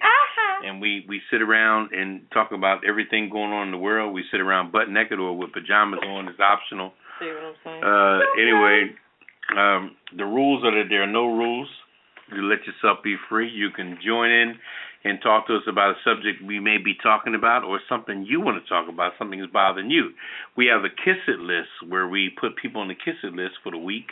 You can call and give a name of somebody that you want to put on the Kiss It list. It could be your mother, your father, your sister, your brother. You can even give your their last name. We don't care. Your neighbor. They're just your family, okay? So put your surname out there. Anyway, like I said, I'm Ketel. What you are is cut off. I'm Poppa DD. I'm here with Redwine Bonsoir. and Ketel. Hello. And we do this every week, and we're in Fiji. Yes. It was a 15-hour flight yesterday to get here. They said that, the room was canceled or something? Yeah. Right. Or something. We have a low budget, so we're at the Paradise Cove Resort in Yasawa Island, Fiji. It's 96 degrees. Oh, it cooled off some. There's booze everywhere. There's opium. There's hashish. And we're doing our thing. Yeah, red wine. Yeah, the cigarette ones. Yeah. We're in the Paradise They have Suite. angels. They have wings on their backs and halos over their heads, honey. That's right. Mm-hmm. Well, the after party hadn't started. Yeah. Anyway. Well, in my last segment, which was called "What's Popping," I talked about bosses overseeing and micromanaging. I'm going to stay on the same theme on Living for the City tonight and talk about the connections in the job market. How much is too much? Let's venture down. Let's venture down the lane of authority or just privilege in the job, which is no privilege, because we always have to remember, and let me get deep with y'all for a minute. Let's remember that the meek shall always prevail. Okay? No matter what you do, the meek will prevail at the end. You know, what goes around comes around. And like I said earlier, the same people you meet going up, you meet coming down. So don't worry about the clicks and everything on your job, because that's me. You want to really remain clickless, if I can say that. You really want to remain clickless on the job. You want to be the person that's not connected with people. Because sometimes people that are connected with people are people that are really kind of insecure in their own rights, or they're trying to grab onto something because they really don't have nothing solid to hold on to. They haven't been around long enough. They don't have the experience that they need. They don't have the power that they need. So they're clicking with other people to build some type of force field, sort of like the police do with the badge of honor and different establishments do, unions and stuff like that do when it comes to looking out for each other. But you don't want to be a part of that, you know, because if you roll as an individual, then you will be able to make your own moves. You know, just like when you go out at night, you want to take your own car. You don't want to leave when your girlfriend want to leave. You may be having a good time, and she could be having a lousy time saying, "Girl, I want to leave." You know what I mean? And you just met a monkey up in there, okay? So you're trying to get a little, you know, whatever. You know, we know ladies have become the new men, so we know how y'all are. Anyway, let's get back to the story at hand. Anyway, if you look at the job market, a lot of people are connected to other people. And it's so interesting how it all surfaces when the person is a family member or knew somebody or knows somebody, and they're all bosses and they're all connected with each other. You ever experienced a situation like that? It becomes almost a scuttlebutt around the water cooler. Do you know that such and such, the new boss, Marie, she's actually the brother-in-law of Tony, who's the office manager, and Tony's the cousin of Teresa, who's the lead clerk, and she's also the boss. She's going with the nephew of the brother of the son. You ever get in that scenario? It exists really strong these days. And people don't realize it until you take the time to listen. Keep your mouth shut and open up your ears and your eyes and hear what's going on in the office. It's amazing how people are connected. But my subject is saying, how much is too much? When people just breed off of bringing their friends and family in and connecting them all together, don't you know after a while that we all going to see you guys for who you are? I mean, most families got their own levels of dysfunctionness, okay? So the dysfunction of that particular family will reveal itself eventually. The characteristics of everybody's similarities are going to become familiar after a while, you know? So when people think they're hiring their nephew, their cousin, sometimes they hire people just to get them out of their pocket. But they bring them into high-profile positions, and you knew the person was an idiot when he was at home on the sofa eating cheese pops. So what the hell makes you think when they come to the job they're going to be any smarter? They're the same cheese pop eating jokers that was on the sofa with you at home. But they want to get you out. They want to get them out of their pockets, so they bring their child on.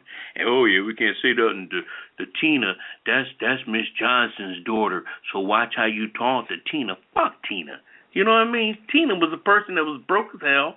You know, she ain't got nothing going on. And now she just happened to have a job. I mean, you know, excuse my language, but don't excuse my language. I'm just trying to keep it real and keep it right. You know, we were always got different stigmas on the job that don't make things right. And as people of color, we're always the victims of that. Isn't it amazing how whatever goes on the job, people of color are always the people that get the brink of all the bullshit? You ever notice that? And I don't mean no disrespect, but after a while, you look up at Joe, the brother in the corner that been doing his job well for a long time. He can't get a promotion because of nepotism and every other ism out there is blocking him from bringing home money to his family. And he's trying to live a decent life of some type of regular serenity. But the nepotism and the everything going on with all the isms out there is blocking him from just being who he wants to be. So it becomes sickening after a while. So I'm just saying in closing the fact that in the job market today, it's an absolute mess. You know what I mean? It's a mess on all four sides. So just be cool. Don't let it excite you. You know, take notes if you have to. You know, take different scope what's going on around you. Pick your battles. Don't freak out. You know, talk about it when you get home. Don't talk about it on the job. But we know it's a mess, and the meek shall always prevail. So always just be cool, because everything that ain't right ain't going to stay right. And don't let the nepotism get underneath your skin, or the favoritism, or who's hiring who, or what have you. Just be cool. Don't lose your head because everybody on the job needs some type of security blanket so they get their brother to bring him in and stuff like that. Just be cool. And practice your exit plan. See what you're going to do about getting up out of there if you can. All right? Good luck to you. All right now. Right, Mama. Poppa DD has spoken. I know that's right. Right. No dropping on mic. Now he's cooling right now. Okay. Yeah, I ran out of my favorite, and I'm drinking my... You should have brought your own bartender. You got to do what they got. Yeah. All brown liquors are not created equal. No, you can't carry it on the plane. That's what they say. It depends on how you pack it. I usually drink something called Cavassier Exclusive, and it's smooth and it goes down easy. Now I'm drinking regular Cavassier. Oh, watch out. Different. Lord, it tastes like a sedative. But it's still Cavassier. It tastes like an antibiotic. Yeah. Well, we might have to find you some. If you guys don't know, we're at the Paradise Cove Resort in Yasawa Island, Fiji. Oh, yeah. Yeah, they had a cancellation, so we took a 15 to 17-hour flight there. And it's so beautiful. It is clear water. I'm going to hate to leave. No, that's right. All right, we're going to keep it moving. I got the Hollywood wrap-up. All right, what's happening in Hollywood? I'm Ketel with the yellow top. Check this out. If you guys haven't heard, America's Got Talent aired Simon Cowell. Simon? Yeah.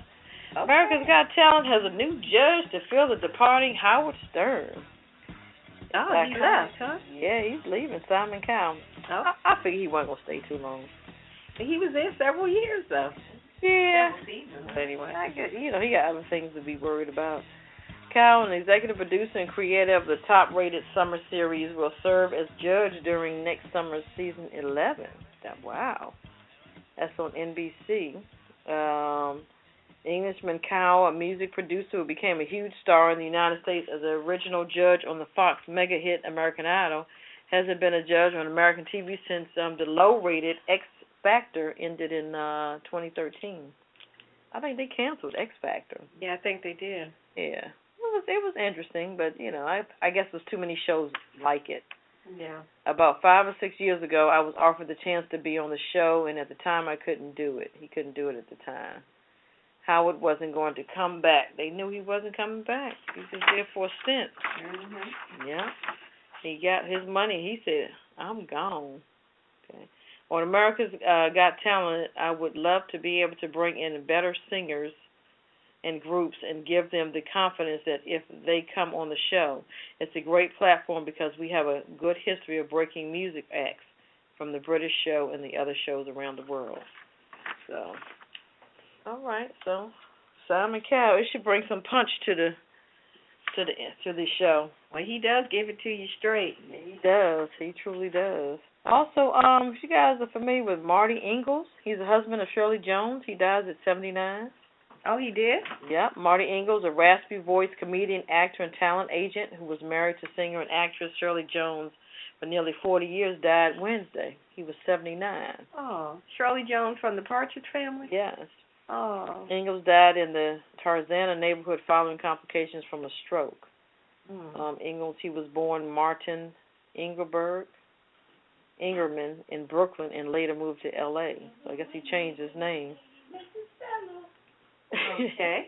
Beginning in the 60s, Ingalls appeared in some movies and a number of television show episodes, including The Dick Van Dyke Show, Phyllis Diller Show, and Bewitched.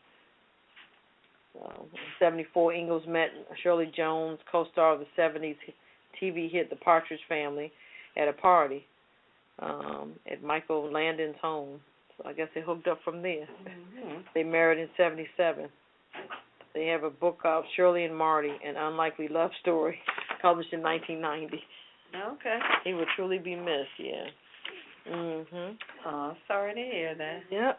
Also, I got a little bit Hollywood celebrity birthdays here.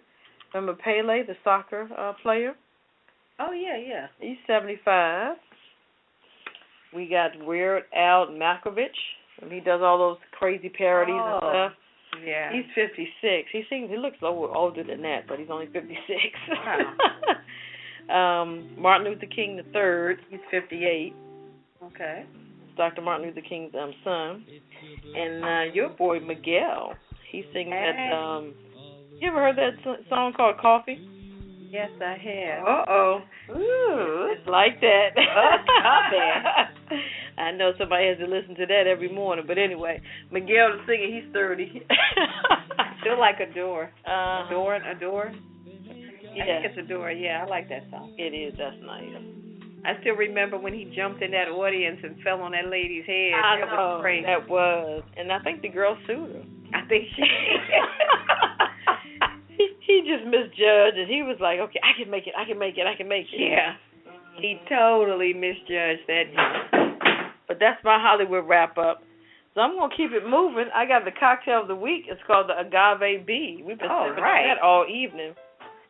Yeah, what is in this? It's 1.25 ounces of Don Julio Blanco tequila, 0.25 ounces of amaretto liqueur. You all right over there? 1.5 ounces of lemonade, 0.25 ounces of honey sugar. That's equal parts honey and water. You put that in a martini glass, fill with ice and a shaker. Shake ingredients vigorously. Strain into a well-chilled martini glass and garnish with lemon twist or will. So that's the Agave Bee. That could sting you at any time.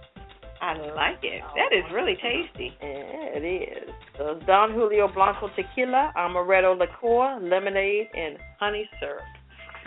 All right. We'll have that on our website. So if you guys want to listen to us online, it's www.apajamaparty.com. You can hit us up tonight at 914-803-4306. And press 1. Got to press 1 to get in the queue so we can holler at you or something. Yeah, we still got a few minutes left. Yeah, okay. All right. We're going to keep it moving, I guess.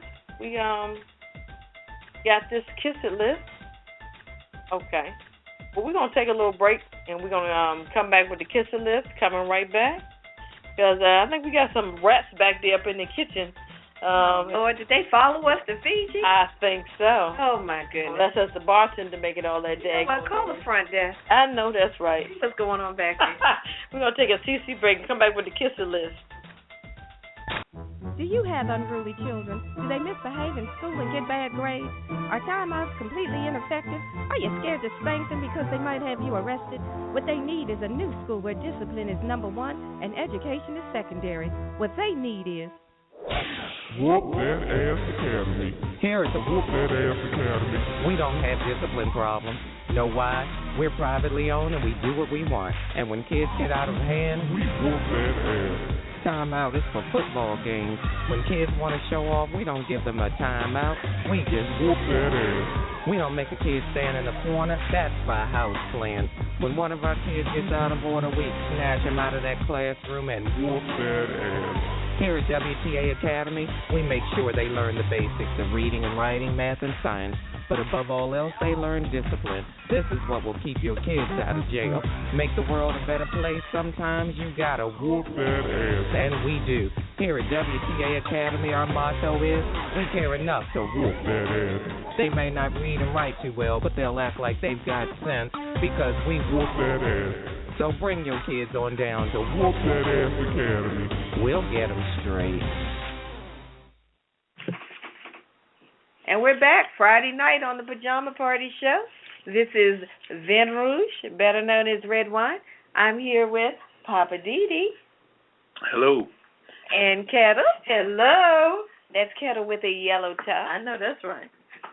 All right, so let's get to this Kiss It list. Who do we have on the list tonight, Papa? All right, the Kiss It list is a list of people that are compiled of that done stuff all week that are got on our last nerve. Down our last nerve. Oh, your last nerve.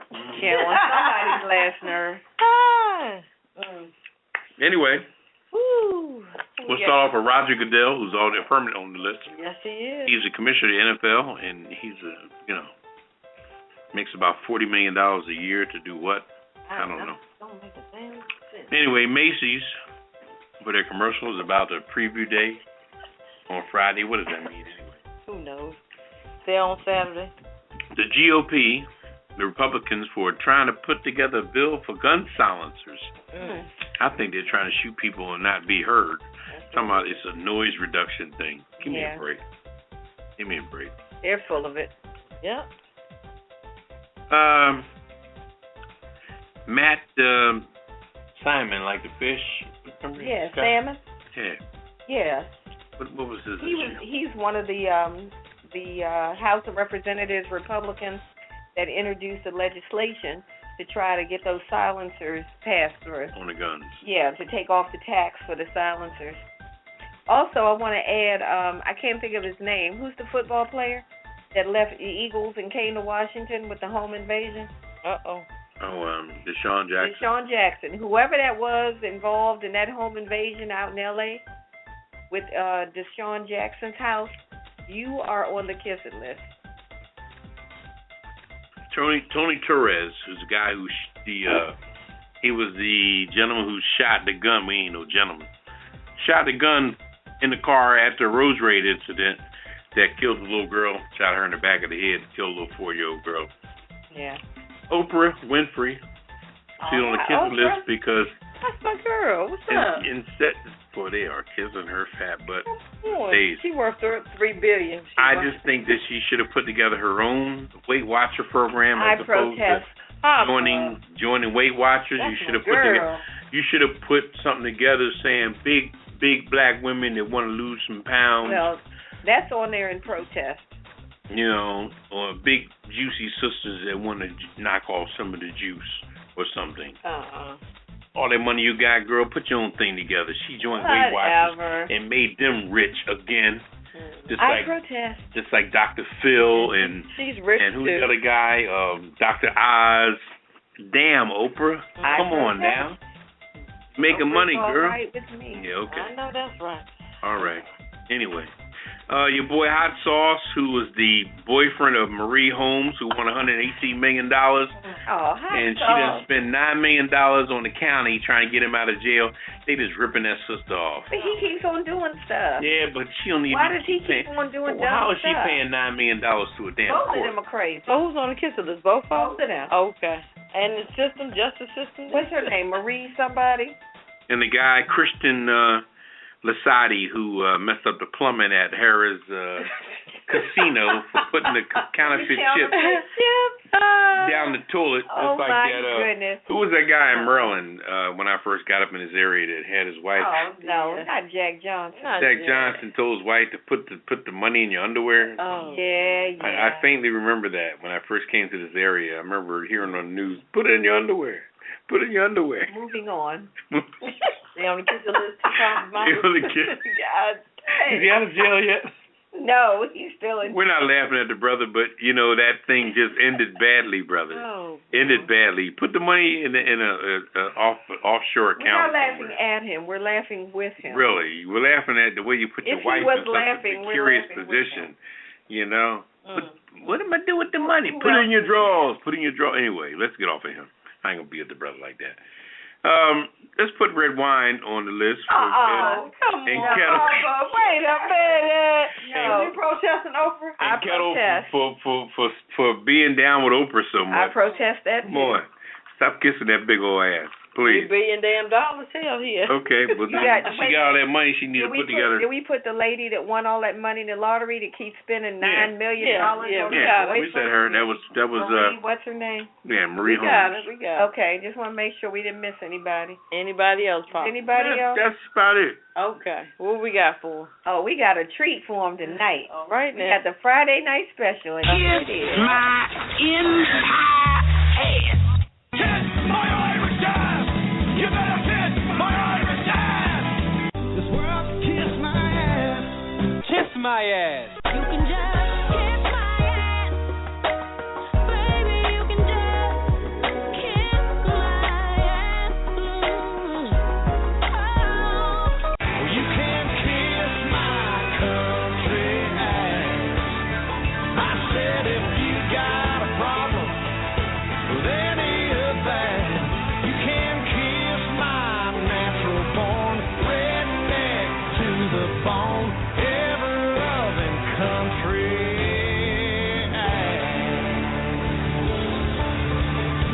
That's right.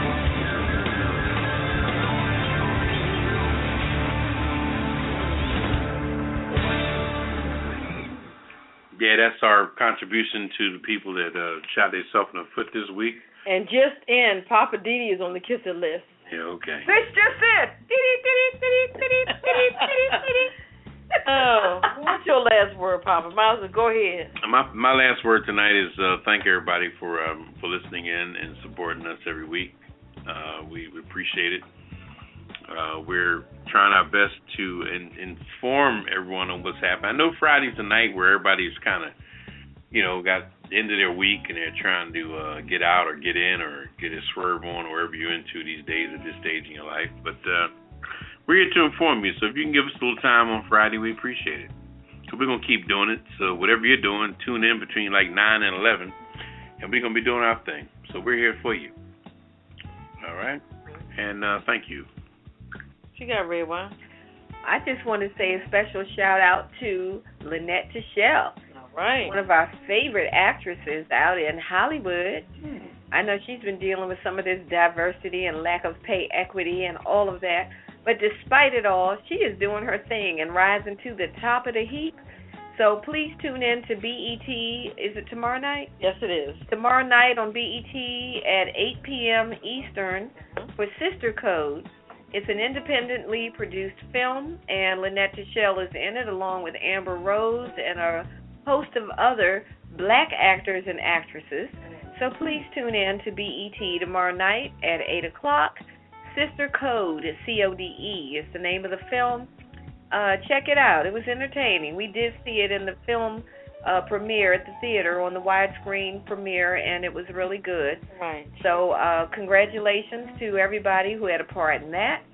Shout out to the West Coast, Lena Chanel, the person that sings our theme song. Shout out to her. She has a new album that'll be dropping hopefully really soon. I know she's working on it, working on the last couple of tracks, so we'll keep you informed on that. And shout out to all of our listeners. We appreciate you guys so much. And to all the people on the Kiss It list tonight, you earned it, you deserved it, and congratulations. Oh. Own it. On you, Ketel. All right. Our old listeners, new listeners, and future listeners, thank you for listening. Also, a personal shout out to Quiet on the Set, Mr. E. Humphrey. Thanks for listening tonight. Also, as Redwine stated, Callie. Check out the Sister Code on BET tomorrow. Lynette Tichelle, she's a D.C. homegrown native. Also, NC, North Kakalaki, Pittsburgh, New Jersey. Where are you, Pittsburgh? We've been looking for you. We're going to put a shout out for you in Pittsburgh. APB on Pittsburgh. All right, now. All right, call black in. Black and yellow. So, I just want to thank everybody for listening tonight, and I think I'm out. Oh, I forgot to say shout out to everybody back in D.C., back at home, D.C., Maryland, Virginia, and the DMV area, and a special thanks to the front desk crew here at the resort. What's the name of this place again? Paradise Cove Resort at Yasawa Island, Fiji. They have been most hospitable to us at this last minute, deal that we got. Mm-hmm. And they didn't even treat us like we were just squatters. So thank you. And to the bartender and the maid and the person who brought up the room service, thank you so very much. Mm-hmm. And shout out to the bartender. Right, Papa? Shout out to the bartender. Brought some extra ice for Papa. Yeah. And also, back soon. I like to recap on my stories earlier tonight. If you're in the job market and you're going through some things on your job, don't worry about it. Just stay strong in your own spot. Stop worrying about the nepotism and the favoritisms and the racisms and the all boys club and everything else that's hindering you on your job. Relax and be cool, because everybody will get theirs. Always remember, the same people you meet going up, you're going to meet coming down. Chances just go around. All right?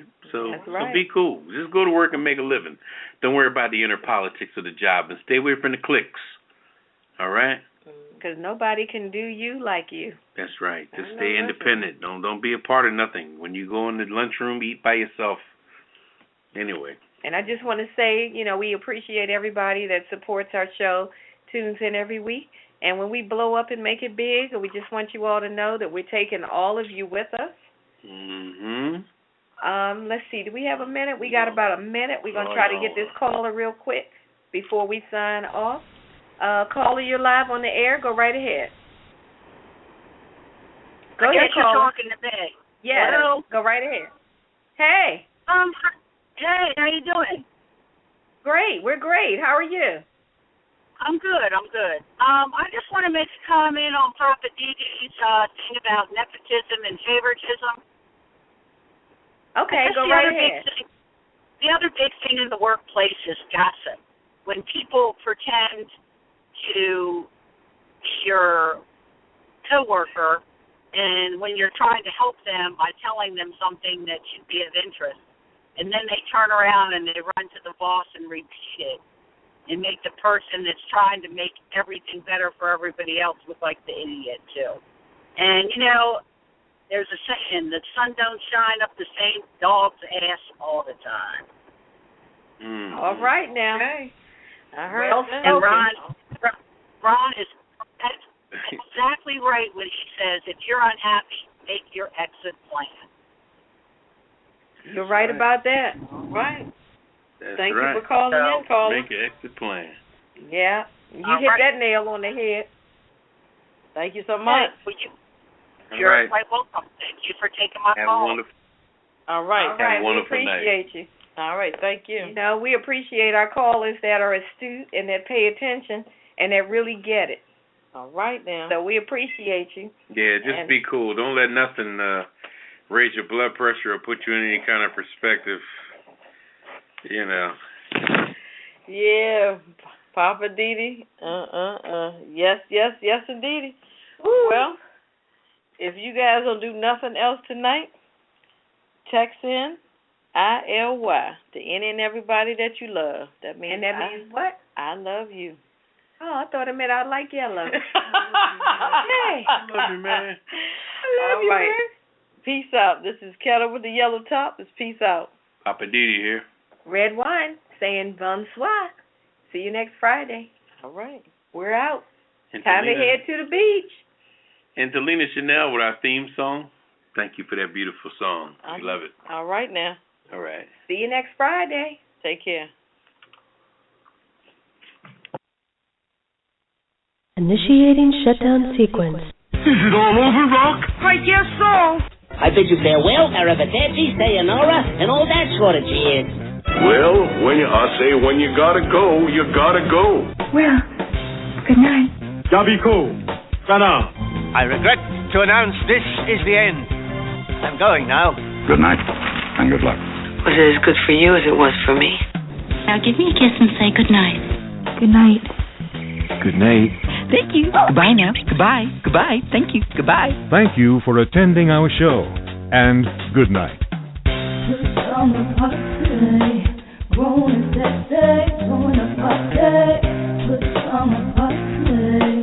Party crew, keep it real for you. No clothes allowed. It's summer party. Grown and sexy, join the party. Good summer party. Party crew, keep it real for you. No clothes allowed. It's summer party. Grown and sexy, join the party. Good summer party. Party crew.